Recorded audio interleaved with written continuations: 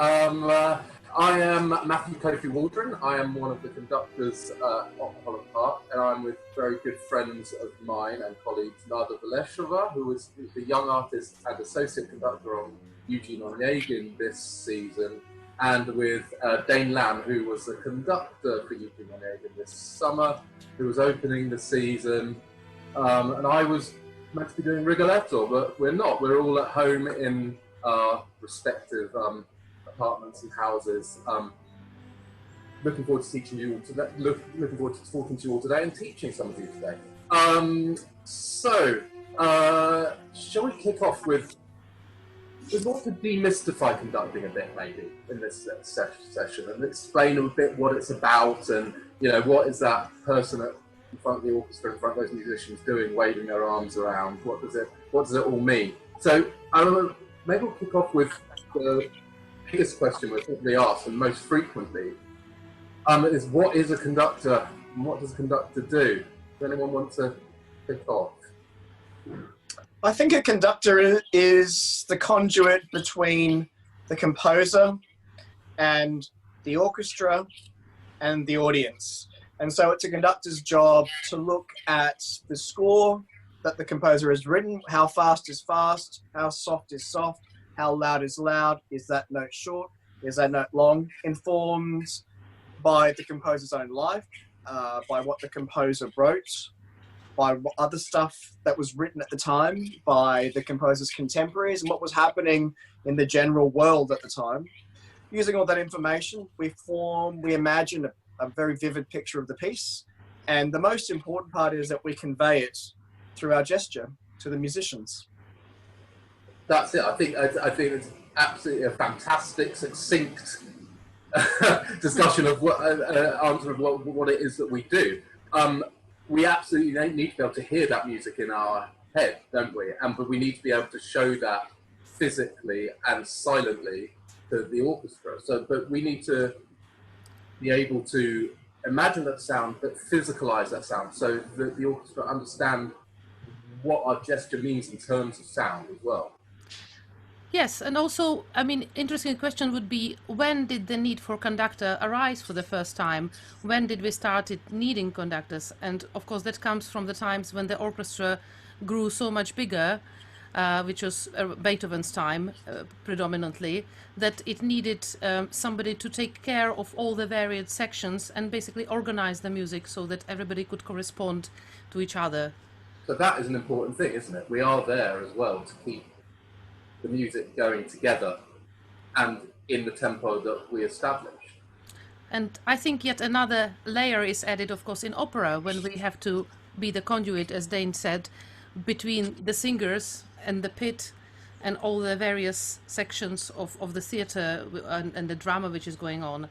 So in a way, it's like a captain of a big ship who has to make sure that it sails successfully and with glory to its destiny.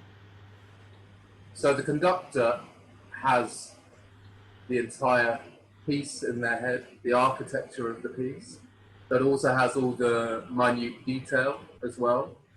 How much do you think that you allow the players to express and the singers to express on their own? It's not a dictatorial thing, right? Being a conductor, it's a collaborative thing. We set the direction of travel.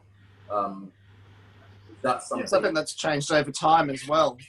Back in the days of Fritz Reiner conducting the Chicago Symphony in the early 20th century, it was quite a dictatorial ship, I think. And he wasn't alone. There were Toscanini and other conductors who really embodied this, this maestro sense. There's this story about one of Fritz Reiner's students, because Fritz Reiner also taught at the Curtis Institute of Music in Philadelphia. In fact, he taught Leonard Bernstein and many other great conductors. And this student was going off to do a conducting competition. And he was starting the Don Juan Overture, which, if those of you know it, by Richard Strauss, it starts with a little bit of silence, a rest, and then the whole orchestra comes in.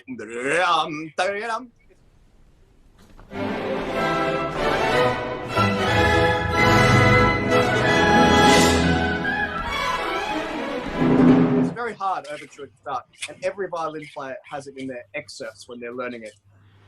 Anyway, he said, "Maestro, how do I start this piece?" And Fritz Reiner said, "You just do this," and they play. He said, "Are you sure, Maestro?" He said, "Yeah, I'm sure." And so this student went to the competition, and he did that. Nothing happened. And then again, nothing happened. And he was eliminated the first round. He was sent home. He went back to Philadelphia and said to Fritz Reiner, "Maestro, what do you do when they don't play for you?" And Fritz said, "My dear, I fire them." So that's how conductors used to be. It is definitely, like Matthew said, much more collaborative these days.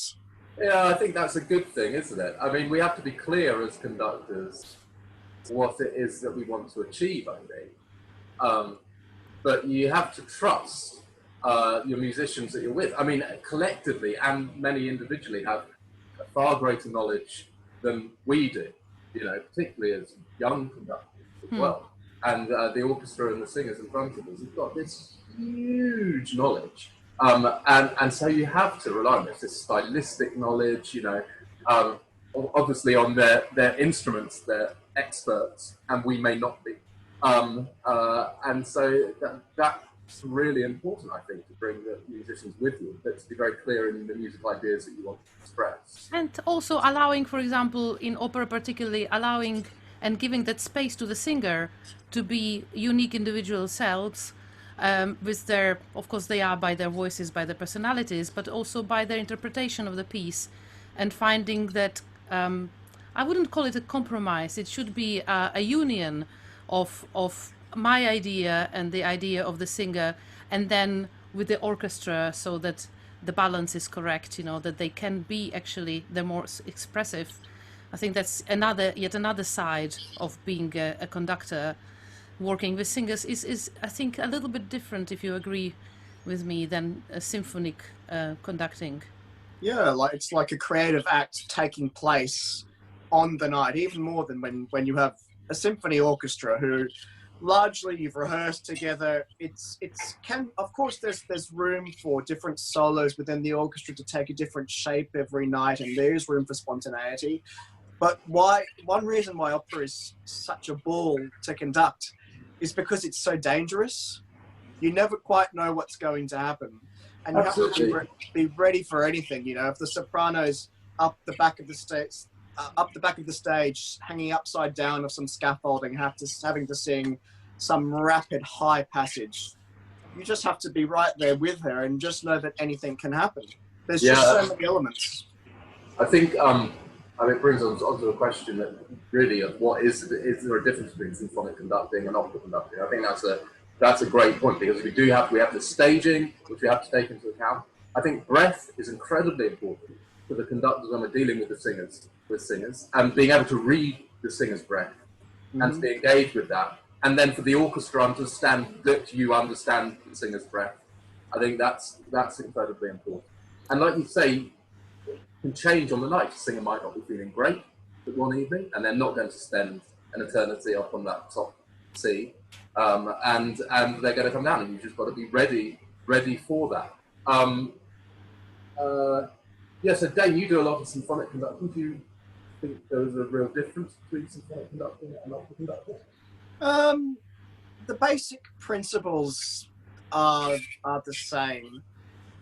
The one big difference is the amount of rehearsal time that you generally have for a symphonic concert and opera, and that amount of rehearsal time then influences the amount that you can experiment and take risks. So for a symphony concert, you might have anywhere between, say, 2 or 4 days to put together a concert. One day in, really extenuating circumstances. So you have to be very efficient because time is money, and that's where a clear gesture can really help, because you have to speak less. And in 2-3 days, there's not a whole lot of detail you can go into. I mean, of course you can go into detail, but for an opera rehearsal period, you could have anywhere between 4, 6, 7, 8 weeks of rehearsal. And so there's a lot of time to trust each other, to experiment, to try new things that might not necessarily work. and to really get to know a group of people. That's a big difference between Yeah, you also hone it, don't you, Lada, for the production as well. You know, the interpretation, you have a clear direction of travel, but there's no point deciding that you want this coloratura to go in a certain way if it absolutely goes against the intention that the character is being asked to use in the production that you're in as well. Do you find that, Lada? Absolutely, yes. And it's that rehearsal period which actually is so necessary to bring us to the final result, because of course we have to work in a union with directors as well, and be able to agree on things and make the best of the production and the cast we have and make them shine, but also, you know, that everybody feels their part is fulfilled completely. And I find the work with the directors absolutely fascinating, because I find the psychology of the entire creation of the opera very interesting, and having to find the ways towards each other while respecting the creative territory of another is really an interesting challenge. Yeah, I think that op conducting certainly suits some conductors more than it suits others, because, I mean, certainly from my point of view, I love working with the director in that way. And we're not just agreeing with each other. We can challenge one another, but we have time in which to do that. And I know that some conductors would just hate the amount of time that you have in opera. You know, the fact that they would love to having 2 or 3 days to put something together and being efficient. But I mean, I've been in rehearsal rooms where people said to me, "But that's not right. It's not right." I said, "I know, but if we deal with that now, we've got another 4 weeks. Like, we've got nowhere to go, and we want the singer to, as well, find it for themselves. Even if it is your idea of what you want it to be owned by the singer. And we're not the people up on the stage doing the singing. You know, we're there to help them as well. I do think that's another thing that what a conductor is. We're a leader, but we're a facilitator, right? We're there to be helpful to the singers and to the orchestral musicians, not in a way to understand where we need to intervene. And I'd say, I don't know if you find this, leading and accompanying at the same time is it's like a dance. Thing. Yeah. Yes. Well, in fact, sorry, Dane, please. Well, just going to that point about whether you lead or whether you follow, and it changes all the time. I once had a teacher who was talking about opera conducting and conducting with soloists. He said that really you shouldn't even try and follow. You should really dance with each other, because by the time you follow, you're already late. That is so true. You really are. It's. I mean, it does. Maybe it goes with the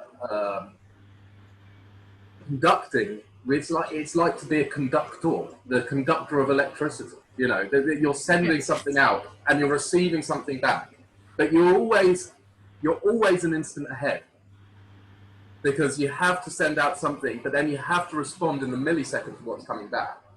And opera, more than anything, as Dane was saying, I think I enjoy that response in the millisecond, and without even really realizing that you're doing it. I think that's hugely important. And I have seen some fantastic symphonic conductors not perform quite as well in the opera pit, and you discover that things slowing down and becoming heavier and heavier, because I think there's an instinct to it. I don't know if you would agree. There's an instinct to conducting opera. And I think it comes down to this leading and accompanying at the same time. Yeah, it's interesting to see how the opera conducting has been developing as well over the time. I mean, especially in Europe and in Germany, certainly was the case that you would often become an operatic conductor by starting as a repetiteur, and you would be. I mean, even I think Mravinsky in Russia. He started, I think, in the library, but he was aged 21, very young.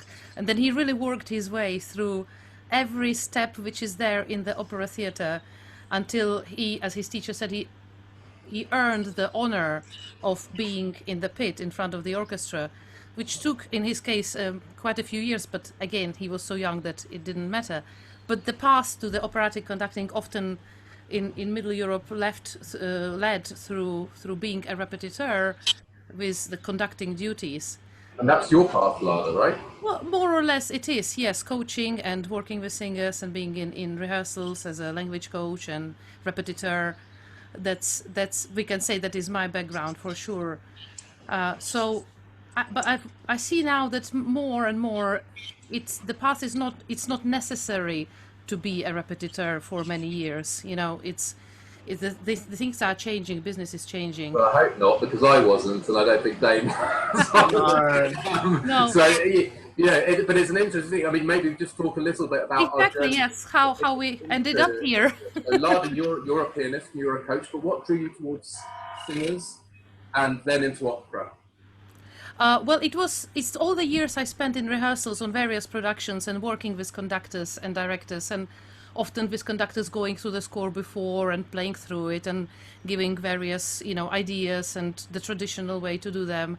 And at some instances, the final result was absolutely amazing, and I was so excited to be part of it in whatever capacity I was engaged. And sometimes the result wasn't exactly as I would have imagined when I was doing all the preparatory work.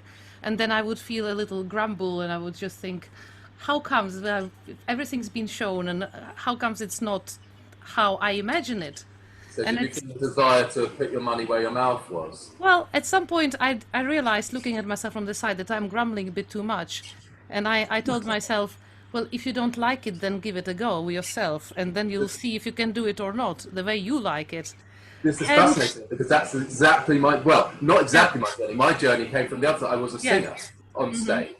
And I think actually the first time I met you was back in the Guildhall, back in the 1990s, when we were very, very young. And then I went on and I had a career as a singer. But again, there was sometimes I was watching conductors, and I had conducting lessons, and I was watching conductors going, I wouldn't do it like this. Well, what? This is not helpful. This is not helpful. And I didn't want to. It wasn't in an egocentric way. I wanted to be more central to the music, and I felt that I had the ability to do that.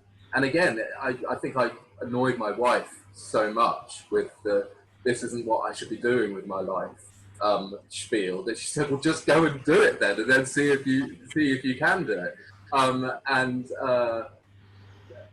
I think it's interesting for opera, because if you come from that background, you sort of have a 3D awareness. So I understand what it is on the stage. Like Dane says, if you're hanging upside down, you're doing all sorts of things. I understand absolutely what it's like to be in that position. I understand, I think, what the singers need and want, and having been a singer, I suppose, that understanding of breath and understanding of phrasing through the voice. And then, of course, having studied music and musicology at university and worked as a conductor, you have this 3D analysis of the entire thing. And so that's why it drew me to opera, I suppose. I suppose I was always going to be doing a lot of opera after being a singer. Dane?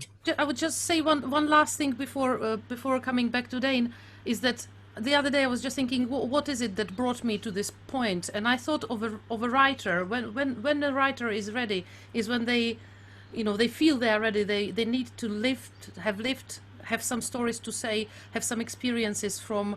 There are different paths, but for me it feels like I can put together everything I've learned until now and channel it in a way which feels absolutely right. Great. And then it's a constant journey, isn't it? I think for conductors. I mean, you're non-stop learning.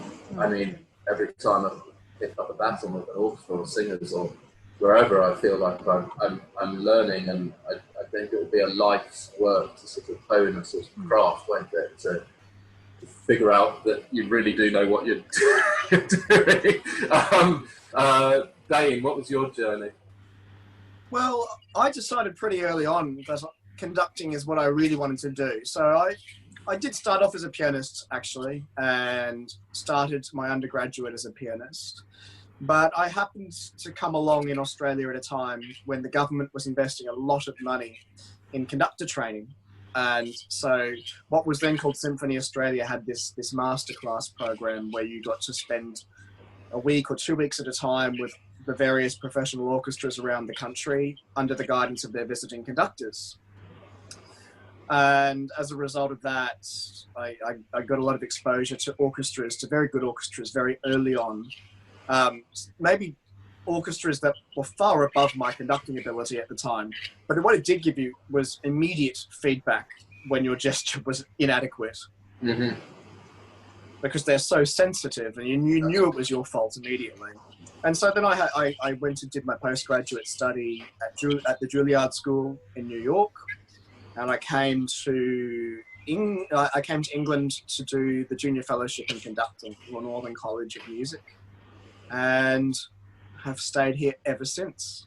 Wow, it's interesting. It's great stories and great to see how we've all come to this place through different routes, and it's possible. So if people want to be a conductor, they can really think about being a conductor. But we came via other instruments. I mean, like piano and flute and singing, and your piano, Dane, and Lada. Obviously, you're a pianist of great renown as well. So you're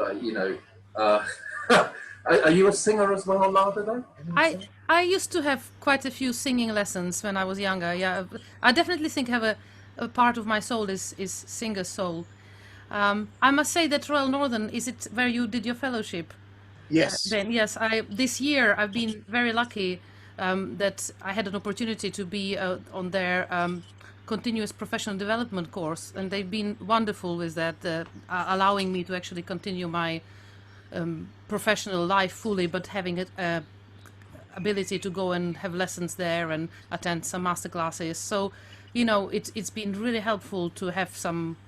I mean, I've been having lessons before that, but it's great that the institutions enable people at whatever stages of their development to have some tuition and be in the middle of that learning process.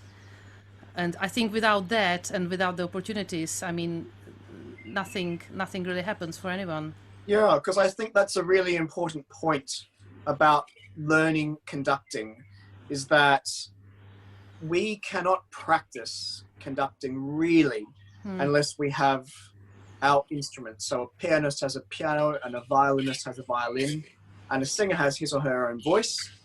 But a conductor needs a group of musicians. A conductor needs an orchestra or a choir or a band or a ukulele ensemble or whatever to be able to find our way. You were saying that you find out that you're making mistakes because you're up with those musicians and the gestures that you give. And I think we discover actually that when things aren't working, it's quite often down to us.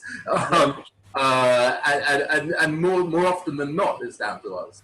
And so having that opportunity to be able to work with musicians and discover what your gesture does, and how individual do you feel that those gestures are for you both? So if you want to create a cushion sound with the strings, the gesture you might give, or if you want to create a lot of attack with the brass, the gesture you might give, how much do you think your gestures are generic, or how much do you think it's individual and instinctive?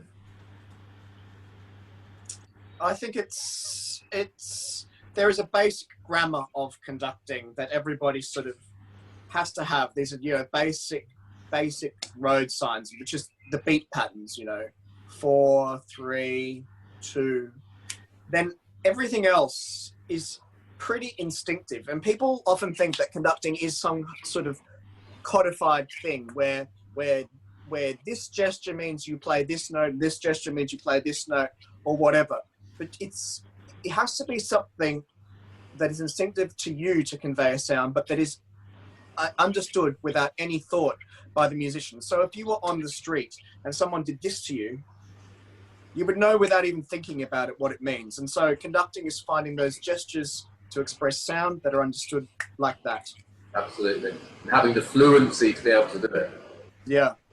And Lada, do you find that same thing? Absolutely. I mean, there is a basic grammar you have to have, and what we call a technique.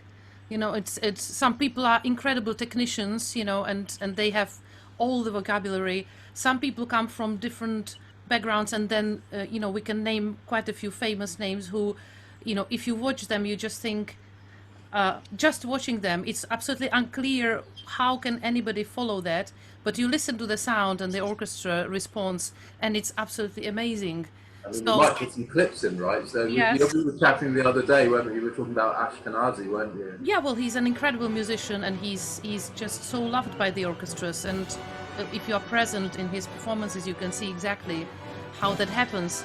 But if you watch it without actually having the sound, it could not. The connection might not be so clear.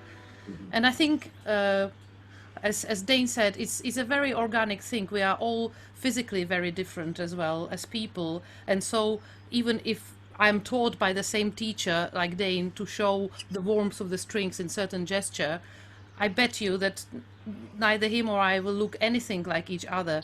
And I think that is the beauty of the conducting.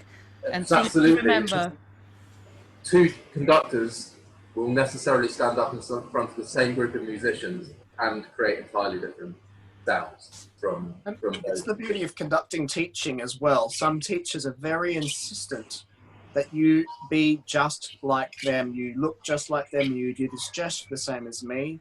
And other teachers are wonderful at just taking you as an individual and only interceding when it's just not working, but otherwise let you find your way. I think, yeah, that's absolutely true. So who have inspired you, maybe when you've been training or people you've worked with, or maybe just people you've seen at work, who have inspired you both or in conducting, or who have you taken some things from, and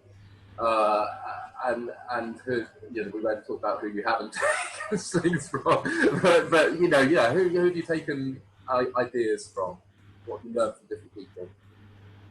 well, I would say that it's actually because it's connected to Holland Park. So my very first conducting lesson ever was given to me by Sean Edwards very generously, as we were working on Katya Kabanova when we did the revival of the production in one of the tents at Holland Park. In a small break, she kindly gave me the first lesson, and ever since I have been working with Sean. And so she definitely stands at the very beginning of my journey, and so does Holland Park, which is it's nice thing. It's very heartwarming. And after that, I did go to Russia, and I had continuous lessons with Vladimir Ponkin, who is a Russian professor and conductor working in the Moscow Conservatoire, because I feel like becoming a conductor, I would like to feed that from both sides of my heritage. So I went to Moscow, which was quite a strong experience for a you know, aspiring new conductor. But I found the side which I was looking for there, and I continue working with him.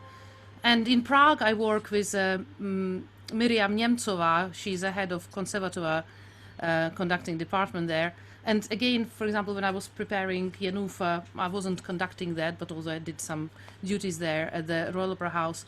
To go through the score with her, who's done it, you know, many times, and it's in a native idiom. I would say having those three people and three, we can say, schools, even if I don't go very often or regularly, but I know that those people are there, and whenever I have a question or I have something to work on, I can address them. So I would say as teachers, as my mentors, those have been absolutely cornerstone people. And then of course the conductors I worked with in professional world, each of them I learned something from. Dane, you worked a lot with, was it Kurt Mazur you worked a lot with, wasn't it? Yeah, Big Kurt, he was a wonderful influence. I mean, if you look, he came through this old Kapellmeister system in Germany, but he for 25 years was the intendant and the GMD, the Generalmusikdirektor, the boss of the Leipzig Gewandhaus Orchestra, which is the oldest continuous orchestra in the world. It's Mendelssohn's orchestra, it's Brahms's orchestra. So that was just such a great tradition to sort of, this great Germanic tradition to steep myself in, you know, with Maestro Mazur. And then actually my first proper, you know, really big influence as a maestro was Gianluigi Gelmetti, who at the time was the incoming chief conductor of the Sydney Symphony, and he also was the music director of the Rome Opera at the time. And I spent a lot of time with him on gesture, on working with orchestras. And then my teacher at Juilliard was James de Priest, the late James de Priest, wonderful man. He had such a poetry to his words and to his gesture. Then I came here and did the fellowship at the Royal Northern in Manchester, and the main mentor there was Sir Mark Elder. With Mark, I really learned how to rehearse. I really learned how to rehearse with Mark. Proficient at rehearsing as well. Yeah. And then more recently, I've spent a lot of time with Maestro David Parry, who I worked with at Scottish Opera, and we stayed in touch. And he's such a great fount of knowledge, especially for the operatic repertoire. Oh, he really did everything. He really is. It's interesting. It's interesting what you were saying about Holland Park for you, Lada. Stuart Stratford, his music director at Scottish Opera. I did a lot with him, assisting him and chorus mastering on his shows very, very, very early on in my career. And he feasted me quite a lot, you know, through gesture. We get in early mornings, and he would do a lot of work. And he had been in Russia as well, doing that Musin school, and Yes. also been mentored as well by Martin Brabbins at E&O when I was at E&O in my time there, who was fantastic. And sort of, as a technician, he's incredible, and he's an incredible teacher.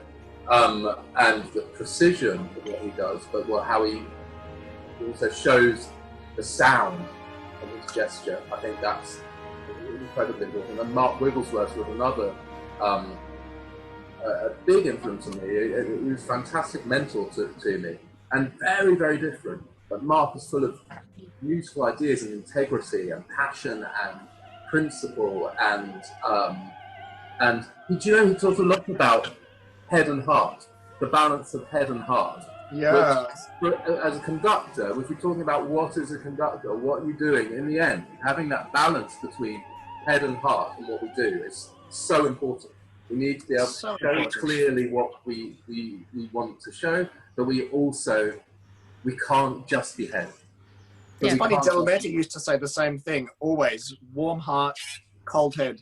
Yeah, it's so true. And so I try to take that with me as far as, because it's often you can be studying in a score as well. We're studying, and you can get very much into head.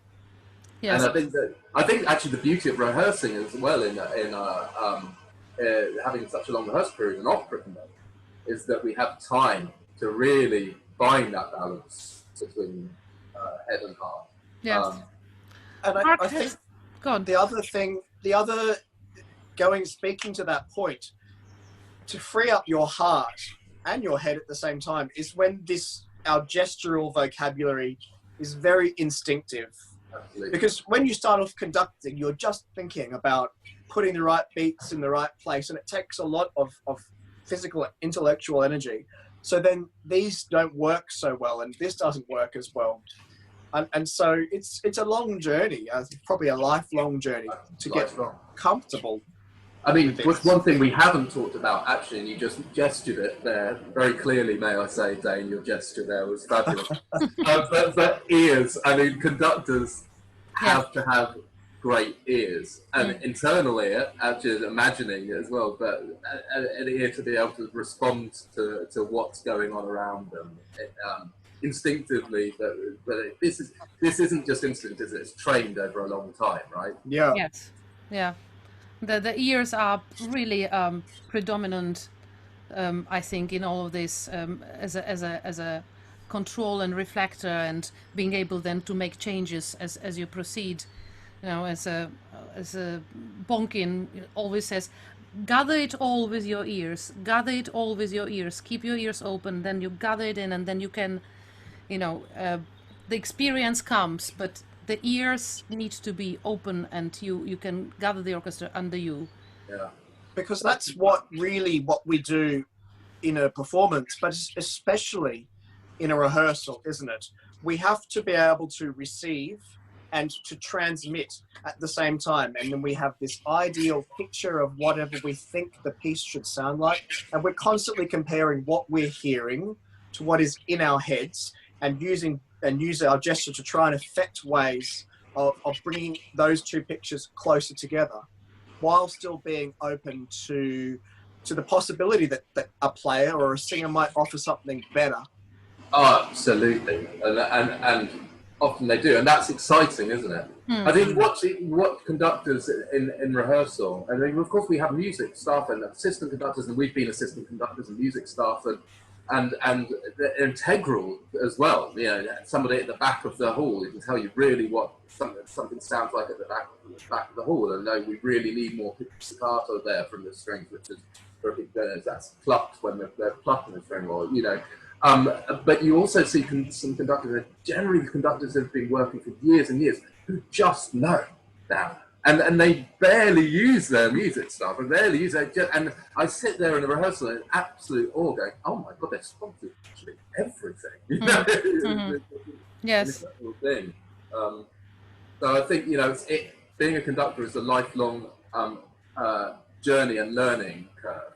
We talk quite a lot, but what we haven't done is we haven't done a lot of gesture and a lot of show. And we're giving some lessons later today individually, and then to groups as well. But a lot of people will sit, and particularly in the Holland Park, you're able to see the conductor, and in the concert hall you can see the conductor. And I imagine people are sitting there going, well, what are they doing? You know, what are they doing? How are they creating that sound? And what does that mean? What does that arm movement mean? What does that mean? So maybe we can just give some ideas of, or show what some beat patterns are, so people are watching the orchestra, watching the conductor, they can understand what even the very, very basics are.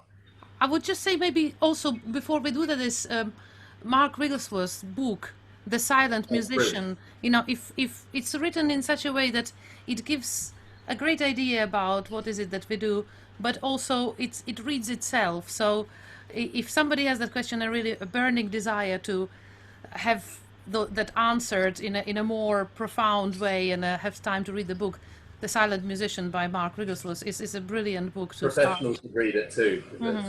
Yes. It's fabulous. It's really great read. So look, one of us can talk about patterns. Dane, do you want to start off, like, just so when you're doing this, what does it mean? So the first thing you've got to do when you start a concert is to start the music. And we do that by giving what is called an upbeat. An upbeat can indicate a lot of things. It can indicate tempo, it can indicate volume, it can indicate character. But in its most basic sense, we have to start from down, go up, and come down again in the tempo of the music. So say we were conducting Carmen. So that's about that beat, up to 1, 2, 1, 2. We imagine that in our head, and we give a 2, which is our upbeat, coming down to 1 in that tempo. So we think in our heads, 1, 2, 1, 2, 1, and that starts it. And do you imagine the music beforehand? Do you imagine the sound that you want to create? Do you imagine? Yes. Yeah. Is it loud? You're already singing it. Yeah. Exactly. And that makes the upbeat less scary, because the upbeat as well is the only time the conductor's alone. So we're apart from during COVID-19. Nice point. Oh yes, we have touched on that. Yes. as conductors. So you've given 1, 2. You've given the upbeat, and we're in 2. So what does 2 mean? We mean we're in 2 beats in a bar. Yeah. So, and then how do we gesture that silently? Because Lully, who was a Baroque composer, used to beat a stick into the floor. That's how he died. That's how he died. His beat the cane foot and foot. got infected. Yes. The sepsis. You know. That was how I got my degree. No, just joking. I knew a little It's detail. probably what a lot of orchestras wish would happen to a lot of conductors. So we're in two, and how do we gesture two in its most basic form? It's like a little umbrella. It's just down, up, down, up. And you see there's a little umbrella handle at the bottom. Then we're thinking the strong beat is the first beat of the bar, and the weaker beat is the second beat of the bar. And the downbeat. So we've had the upbeat, and then the downbeat. Then we've got three beats in the bar, which tends to be associated more with sort of dance music as well, doesn't it? A lot of minuets and waltzes. Not alone. Don't write in. Don't at me. But like, but this is how we start. So we give the upbeat, right? And then Lada, where do we go for? So the basic scheme is a triangle. So if I do upbeat, I am thinking already 1, 2, 3, 1, 2, 3, 1, 2, 3, 1, 2, 3, etc. And then whatever character I want, if it's slow, and 1, 2, 3, the gesture becomes a bit more fluid, you know. If I want more precise, more perky, and tom, pom, pom, pom, pom, pom, and zillions of variations of this, depending on the character of the music. And you know, if you like waltzes or music in 3, it's quite an easy beat to start practicing, you know, because right. The 3 we all connect with triangle so naturally that you know, it's an interesting one to start with.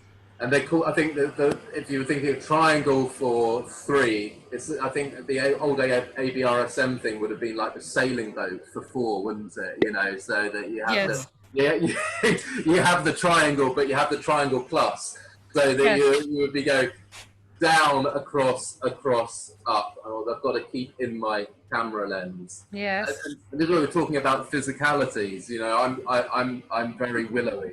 So, and that's something that I have to work on when I'm conducting. Is maintaining efficiency. I've got very long. Port Vangler was willowy.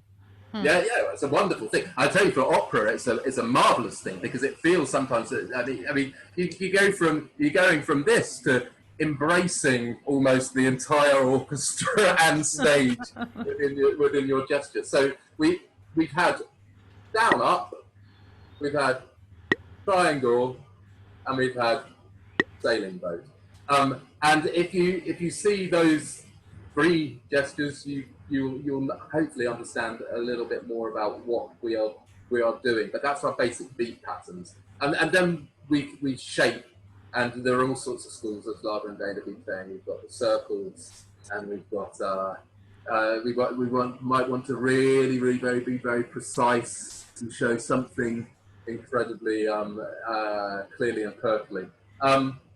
Good. Look, that's some basics for people. We've talked a little about history, what conducting is, what we do, given some examples. Where do we think conducting is going now? Just to be about to finish off this, where do we think conducting is now? Particularly, I was just joking, but it's true for conductors. We can't make music at this current time because necessarily need musicians. So there's a lot of conductors doing a lot of talking at the moment. Way more talking they do in rehearsals. We're without our sort of vehicle, aren't we? So what happens now? What are we doing? What are we doing in our COVID time? Are there anything? Well, you know, for me, the Holland Park Onegin with young artists would be a big debut. You know, so I haven't lost as much work as yet as perhaps both of you. You know, and I would have had another engagement and maybe some assisting in the autumn season, which I am still, fingers crossed, is going to happen. So currently for me at my stage as a aspiring new conductor on the scene, I just have to do what conductors do and listen how the earth is moving and what is going to happen next and how all this is going to pan out. If we are realistic, that it doesn't look very good, but having an overview of what is happening in other countries is helpful because many have started already the rehearsals and trying to find the ways to work, to come back to the theatre. Meanwhile, I'm doing what I've been doing, which is helping other people learn things, either repertoire or working with students at the Guildhall. I'm also using this time, it's been marvelous in some ways because huge amount of online conducting webinars and seminars and masterclasses and talk groups. So I've been actually attending a lot of it and it's been incredibly helpful. And I think perhaps conductors in some ways as colleagues are even more solitary than pianists. And I was going to say it's about the first time you get 3 conductors in a virtual room with one. So due to this pandemic, I actually met more conductors online than I would probably have met in next 2-3 years. So in that sense, the sense of community must have been developing much faster than it would have otherwise, even just looking at 3 of us here. So that's I'm listening to what's happening. I'm preparing as much as I can. I'm doing this online Women Conductors, which is kindly provided by Royal Opera House, working with Sian and Jessica Cottis. So every week we meet online and we go through various operas. And that has been great because motivation, sometimes you just think, okay, well, this is not happening. Why should I be looking in the score? And the psychological state is different from normal. So having something like next week we are doing Electra. Okay, fine. So I better get down to the score and actually work. So that's been helpful. But in a sense of engagements, let's see how things develop. I am at that stage when it would have started now, and I need to observe how things will develop further. I think everyone's observing and listening, aren't they? Dane, what's that? How are you using the time without musicians? Yeah, I must admit that it is hard, as Lada alluded to be. It's hard to look at scores that we might be doing because we just don't know how far these cancellations are going on. But I've surprisingly, and surprising to me, I've got into doing a lot of online conducting teaching actually, which I'm finding I'm really enjoying, especially with my students I see very regularly, to see them improve and to grow and just to try and pass on some of what I've experienced and mistakes I've made. And I've started this podcast called COVID Classical Playlist on my YouTube channel, which explores different emotions that we're feeling in classical music. I know, fantastic. You've done Despair and Hope.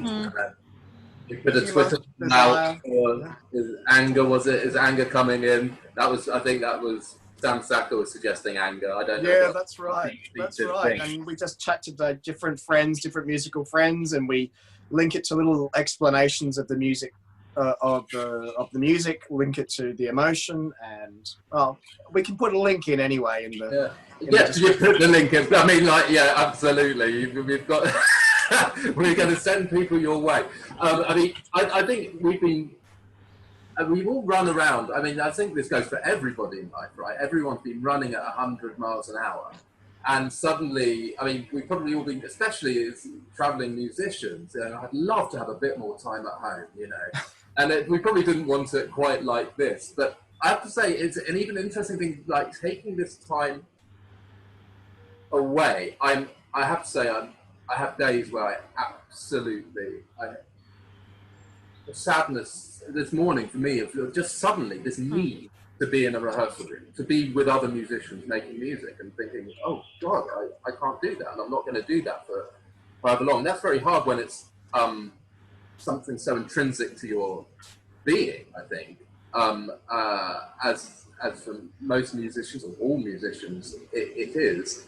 But working online, coaching people. You know, we're spending 3 hours on looking at an aria in detail. You know, looking at the Italian and where it goes and the orchestration and how that impacts. And in a way that opera you have a long time. We've got months now, so we're spending this time, and it's really rewarding. Actually, that stuff's really rewarding, and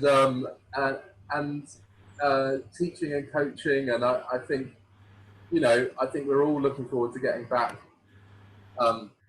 at some point soon, but we just don't know, do we, what the lay of the land is going to be. But someone asked me whether I was still studying scores, and I am studying for future contracts, but we don't know, do we? Don't know when we're going to be on. And without a deadline, sometimes that's hard. But someone asked me if I'm still looking at Rigoletto, which is I was doing at wonderful Opera Holland Park this summer. I thought, well, no, I'm not. And I'm not actively. But having said that, last week in the shower, I had this massive revelation for me about how something Garonone. And then, and today, the overture, suddenly, I was like, oh my God, right, this, I really, I think having the time, suddenly your brain can actually expands in some respects. We've got more time to allow the thoughts to develop and to think deeply, a little bit more deeply about the music, even if that is in flashes in the shower, you know. And so I think, you know, I think music making when we get back is going to be really exciting, actually. And full of gratitude. Yeah.